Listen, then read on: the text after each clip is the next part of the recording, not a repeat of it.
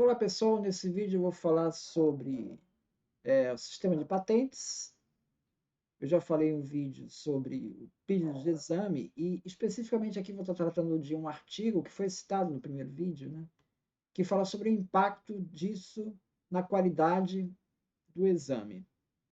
Qualidade entendido em sentido amplo, tá? Não é só a qualidade da patente, do sistema como um todo, a qualidade do ponto de vista do depositante e do ponto de vista de terceiros. Então, eu vou citar aí um artigo que é do Bruno van Pottelsberg, que ele é da Universidade de Bruxelas, e que é um artigo, já tem algum tempo, né, de 2000, é um artigo que é de 10, né?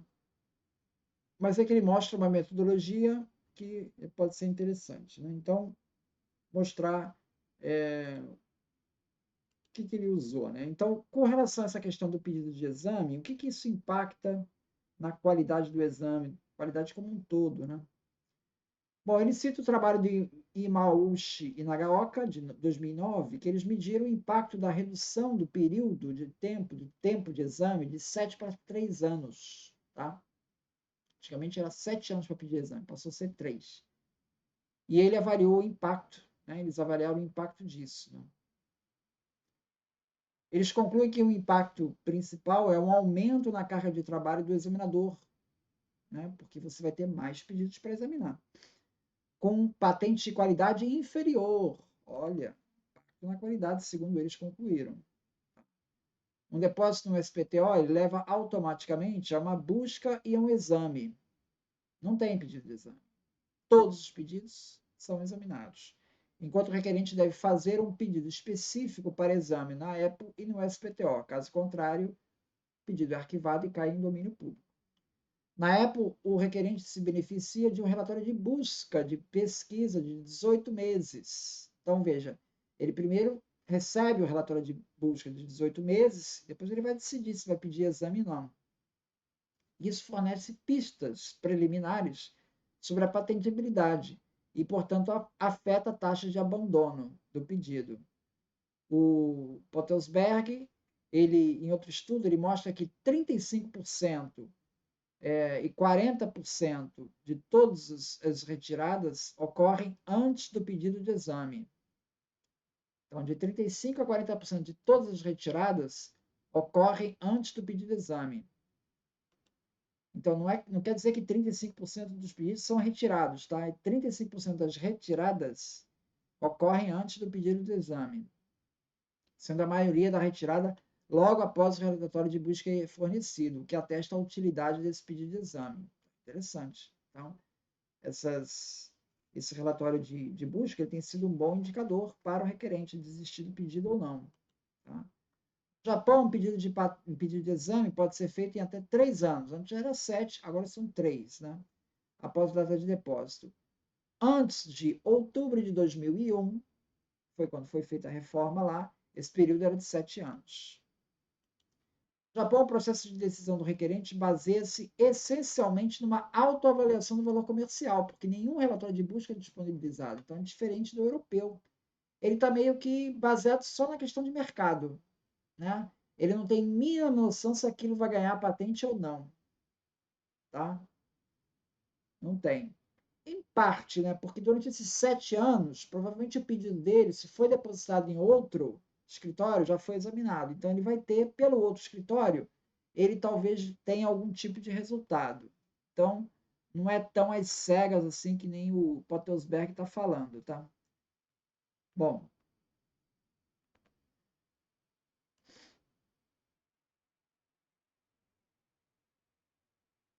Imaushi, Imao, Yamauchi e Nagaoka mostram, em estudo de 2009, que o encurtamento do pedido para o período de exame levou ao aumento acentuado do número de patentes a serem examinados, um aumento que está logicamente associado a uma queda na qualidade média. Tá? Mais pedidos, qualidade caiu. O sistema de solicitação de exame reduz o número de exames realizados para patentes que não serão utilizados e, portanto, reduz o número de pedidos pendentes. E mais importante, ele reduz qualitativamente, né? Porque ele tira da fila os pedidos menos importantes, né? Dá uma peneira inicial, feita pelo próprio requerente, uma peneira feita pelo próprio requerente.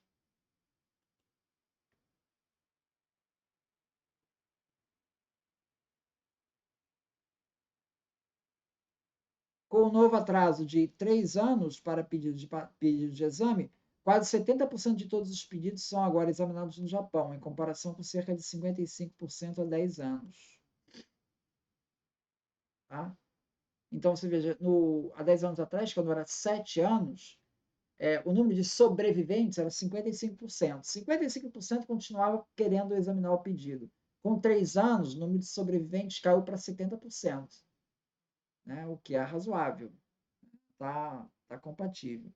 Na época, cerca de 80% de todos os pedidos são sujeitos a um pedido de exame. Tá? Na época, essa coisa não é feita por prazo, né? Essa coisa é feita por relatório de busca. Né? Então, você veja que na época ele conseguiu, com o relatório de busca, aquilo que o Japão conseguia em 7 anos de pedido de exame, né? Porque era 70% para 80%. A fraqueza do sistema de solicitação é que ele poderia prolongar o período durante o qual os pedidos não examinados podem bloquear a atividade de outras empresas. Isso é importante, porque você fica com aquela incerteza. Você imagina uma empresa de genérico e tem lá o pedido de exame 3 anos. São 3 anos que a empresa não sabe se aquilo tem chance de ganhar ou não, se vai ter patente ou não. Queria essa incerteza. Essa incerteza vai existir, na verdade, até a concessão da patente. Por isso que é importante os escritórios terem o tempo de concessão mais curto possível, porque isso reduz a incerteza para os concorrentes. Né? Essa situação não ocorre no EPO, pois o pedido de exame deve ser feito logo após a publicação da patente no relatório de pesquisa, ou 18 meses após a data de prioridade. Tá? Então, já nesses 18 meses, você tem que pedir o exame, se é que vai pedir ou não. Né? Além disso, o relatório de pesquisa está associado a um parecer não vinculativo sobre patentibilidade, ou seja, não é só o relatório de busca, tem também o exame de patentibilidade, que melhora o processo de autoseleção, como decisão de continuar com o pedido de patente, pode então ser baseado tanto no potencial econômico da invenção, ou seja, decisão do requerente, em termos de mercado, quanto na opinião do examinador. O relatório pode estar vinculado a isso aí. Isso aí daria para separar, né? Você poderia pegar dos pedidos que são abandonados logo depois desse pedido de exame, desse relatório de busca, os que são abandonados logo depois, quer dizer, quantos estão associados a um relatório desfavorável ou não. Né? Porque pode ter um requerente que tem relatório desfavorável, mas quer continuar a levar à frente. Né? Então, possivelmente, relatório desfavorável vai induzir o maior número de desistências.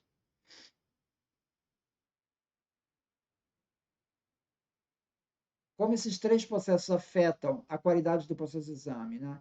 Bom, a combinação de um período de 18 meses com um relatório de pesquisa e um parecer não vinculativo são esses três coisas atuando. Né? Você tem o tempo de 18 meses, tem o relatório de busca e tem o exame de patentabilidade na EPO. Né? Dá 3 ações. Né?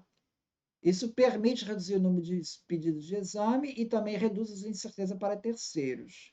No Japão, o atraso na solicitação é maior, né? São 3 anos, o que reduz ainda mais o número de pedidos de exame, mas baseia-se apenas no potencial do valor de mercado da invenção e não no seu potencial patentabilidade, sem pesquisa, porque não tem pesquisa, relatório de busca disponível.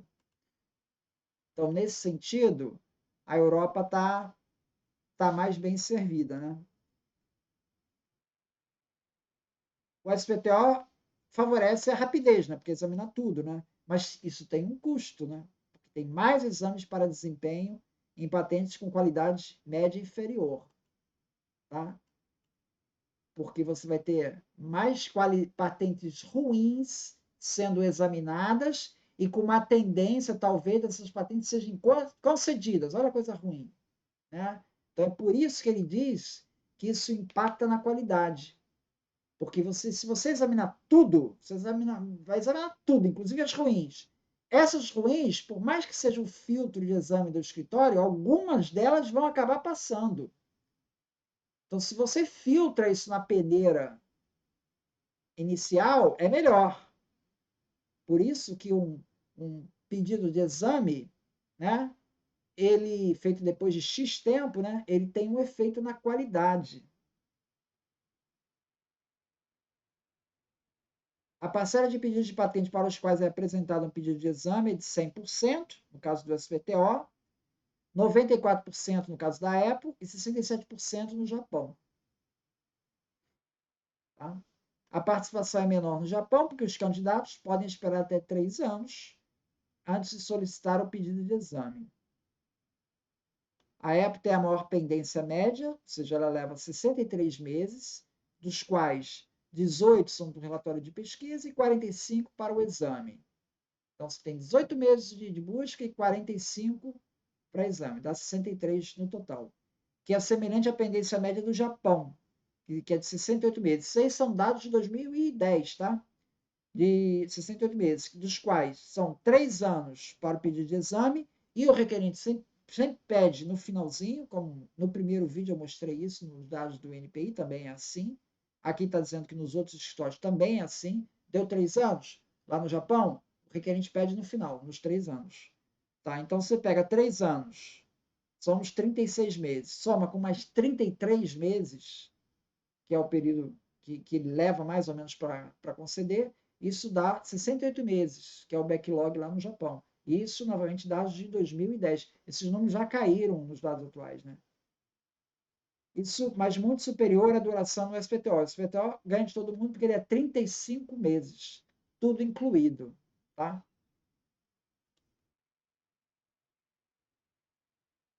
Bom, eu queria mostrar aqui, agora para encerrar aqui, gráfico que ele mostrou aqui.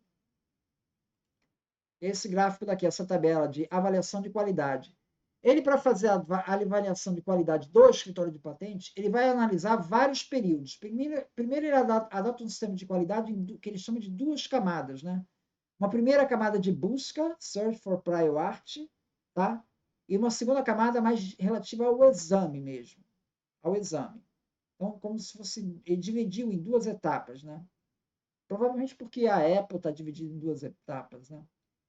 Então, ele considerou primeiro, na parte de busca, a primeira parte, ele considerou vários fatores aqui, um total de 9 fatores que pesam na qualidade no que diz respeito à busca, essa é a primeira etapa. E ele deu um peso. Primeiro, ele deu 2 pesos aqui, esse W13 e esse WB. Vamos usar primeiro esse W13, tá? Esse W13, ele vai dar pesos de 1 a 3 para cada um dos 9 fatores, né? O primeiro fator é o que ele chama de subject matters, né? Que é a capacidade de recuperação de estada técnica dos escritórios de patente. Isso inclui, por exemplo, você ter acesso à literatura não patentária, você ter a própria matéria patentária, ela ser definida claramente. Você pega na área de software, de business methods, que na época ainda estava no começo, então, como era uma matéria mais patenteável lá pelos Estados Unidos, né? Os outros não patenteavam muito essa parte de business methods, né? Então, ele dá um peso para isso, tá? Que impacta. O item 2 seria a questão da titularidade. Ele compara os dois sistemas entre first to file e first to invent, né? Esse F2F, F2I. Segundo ele, faz diferença, né? Porque no first to file estimula a pessoa a depositar a patente. E o first to invent estimula a ter as tecnologias a segurar um pouco em sigilo. Bom, terceiro fator, identificação do estado da técnica, tá? Ele chama atenção porque alguns sistemas, como o americano, eles forçam o requerente a apresentar as anterioridades apresentadas nos outros escritórios, coisa que não tem nos outros escritórios. É uma coisa mais própria dos Estados Unidos. No Japão é terceirizado, tá? Essa identificação do estado da técnica. O quarto é a presença desse relatório de busca, tá? Essa presença de relatório de busca, de certa forma, é suprida no caso dos pedidos PCT, que tem um relatório de busca internacional, tá? No caso dos Estados Unidos, isso vai ficar prejudicado principalmente para os pedidos domésticos, né, que não passam pelo PCT, em que esse relatório ele não é disponibilizado publicamente. Existe um relatório, né, de busca que vai ser feito, né, porque no SPTO tudo é examinado desde o depósito, né? Então existe relatório, mas esse relatório de busca ele não é disponibilizado ao público. O exame também não é disponibilizado ao público, fica só entre o requerente. Então isso aí causa uma certa falta de transparência. Isso é ruim para a qualidade da patente, que eles chamam isso, né? A questão do idioma, bom, quanto mais facilidade o escritório de ter acesso a idiomas, melhor para a qualidade do sistema. E aí o escritório europeu vai ter vantagem. Você vê aqui que no idioma aparece aqui, ó, ele vai dar os pesos, né? Considerando os Estados Unidos referência, ele está marcando os Estados Unidos como referência, 1. O Japão teria 1 também, mesma coisa que o examinador americano, mas veja que o europeu tem nota 3, fica com nota peso 3. Por quê? Porque ele conhece 3 idiomas. Ele conhece o alemão, o inglês e o francês. Então, na questão idioma, o, o europeu tem vantagem, tá? Você vê que na questão do Search Report, o europeu tem vantagem, porque ele tem esse relatório de busca aí que vai permitir peneirar o pedido, né? E assim vão os outros itens aí, tá? O pedido de oposição que não tem no SPTO e no Japão, mas tem na Europa. No Brasil tem também, que é a nulidade, a oposição administrativa, seria a nulidade administrativa, né? Aqui nessa época, nos Estados Unidos, não tinha. Depois com a reforma já passou a ter alguns procedimentos de nulidade lá nos Estados Unidos, mas aqui, nessa época, 2010, não tinha. Então você vê que a Europa marca 3 pontinhos aqui, o Japão e os Estados Unidos fica com 1 só, tá? Essa questão do período de graça é um período que, né, de proteção lá para o depositante, para ele ter tempo para depositar, e o próprio pedido dele não matar o pedido dele, né? Então ele faz uma publicação no Congresso, abre um período de graça para ele fazer o depósito no escritório de patente. E aquele Congresso não serve para matar. Então, isso é bom porque amplia o número de usuários do sistema, né? Acaba forçando o depósito, permite entrar mais gente que normalmente desistiria, eles entram no processo, mas, por outro lado, cria uma incerteza para terceiros, né? Então, ele coloca aqui como pontuação a Europa como 3, porque não tem período de graça. Porque, segundo o artigo, né, e a literatura em geral, o período de graça ele é ruim para a qualidade do sistema, porque ele cria muita incerteza. Né? Fica um período em que você não sabe se a pessoa vai depositar a patente ou não. Temos que esperar, saber se ele vai depositar ou não. Então, a Europa fica melhor aqui porque não tem. Né? Os Estados Unidos têm um período de graça de 1 ano na época, e o Japão de 6 meses. Por isso que deu 2 para o Japão, porque o período de graça no Japão é menor. Tá? Então é menor. Na Europa, o período de graça é de 0. Então, por isso que tem 3, nota 3 aqui. Tá? Outro item, controle de adaptabilidade. Isso aqui é a capacidade do requerente, ele, ainda nessas fases preliminares de exame, ele tem a possibilidade, ainda não foi feito o exame, ele tem a possibilidade de emendar o pedido dele, mudar as reivindicações, fazer pedidos divididos, né? Ali ele colocou que Japão e Europa ele tem mais flexibilidade. Por quê? Porque eles são mais rígidos com relação a essa questão.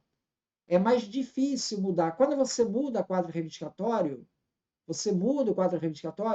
aquilo dali atrasa o exame, porque você muda a matéria que é pleiteada, às vezes ao longo do processo. Isso às vezes exige novas buscas, então isso é um atraso do exame. Isso cria uma incerteza para terceiros.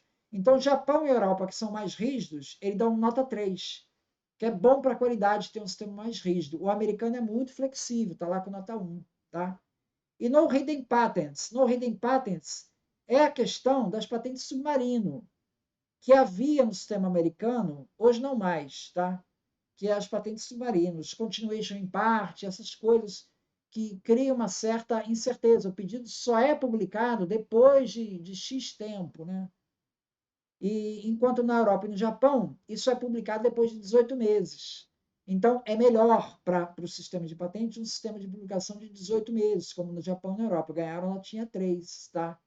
Os Estados Unidos deu nota 1, por quê? Porque tem esses problemas.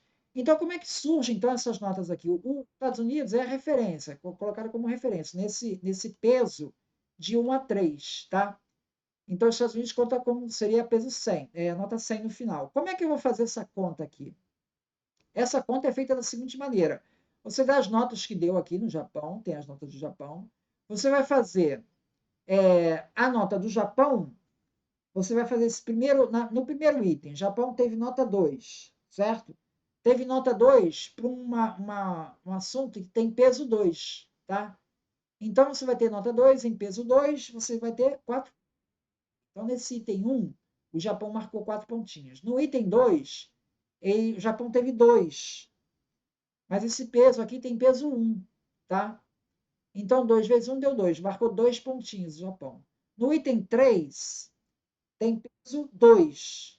E o Japão marcou nota 2. 2 vezes 2, 4. Tem peso, marcou 4 pontinhos no item 3. E assim você vai ver, o Japão vai ter marcado 4, 2, 4, 1, 2, 3, 2, 9, 6. Soma tudo, dá 33 pontos do Japão. Tá? Ele somou 33 pontos do Japão. Os Estados Unidos, somando tudo, vai dar 1, 2, 4, 5, 6, 7, 8, 9, 10. Tá? Ou melhor, nos Estados Unidos, você vai ter que fazer 1 vezes 2, né? Porque tem peso 2 o item 1, né? 1 vezes 2 deu 2 pontinhos nos Estados Unidos. 1 vezes 1 deu peso 1, deu 1 pontinho. 2 vezes 2 deu 4 pontos. E assim os Estados Unidos vai ficar com 2, 1, 4, 1, 2, 3, 1, 3, 2. Somando os Estados Unidos deu 19. 19 está para 100, que é a nota dos Estados Unidos. Assim como 33 do Japão está para X. X é igual a 174. Então, o sistema do Japão ele é 1,7 vezes melhor do que o sistema nos Estados Unidos, nessa primeira etapa. Tá? Na segunda etapa, ele vai fazer aqui considerando outros critérios. Né? Você tem a questão do teste de novidade, você tem a questão do pedido de exame. Tá? No pedido de exame, ele deu peso 2 para o pedido de exame.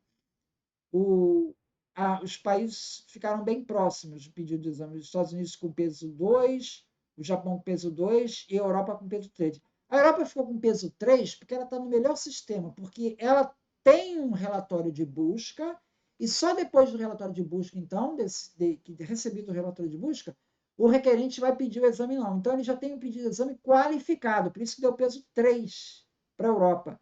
O Japão tem pedido de exame, mas não é qualificado, deu peso 2. Né? O Brasil aqui estaria no peso 2 também, porque quando pede de 3 anos, ele não tem relatório de busca no Brasil.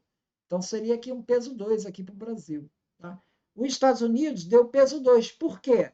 Porque, por um lado, se não tem pedido de exame, por outro lado, você examina mais rápido. Você acaba tendo um exame mais rápido, pelo fato de não ter esse prazo, essa espera de pedido de exame. Então, ele compensou, ficou lá com peso 2 também. Tá? Então, faz essa média daqui, você vai ter, ainda considerando peso 1 e 3, você vai ter o Japão com 1,78. Então, você vê, em termos de qualidade de exame, a qualidade de exame ficou... Japão e Europa bateram, tanto na primeira etapa, quanto na segunda etapa, considerando o peso 1, considerando o peso de 1 a 3. Considerando esse WB, que é outro sistema de pesos para cada item, também, da mesma maneira, ganha da mesma maneira. Então, ficou aqui Japão e Europa, ficaram aqui em vantagem em relação aos Estados Unidos e Japão. Então, é isso. É isso. Muito obrigado, então.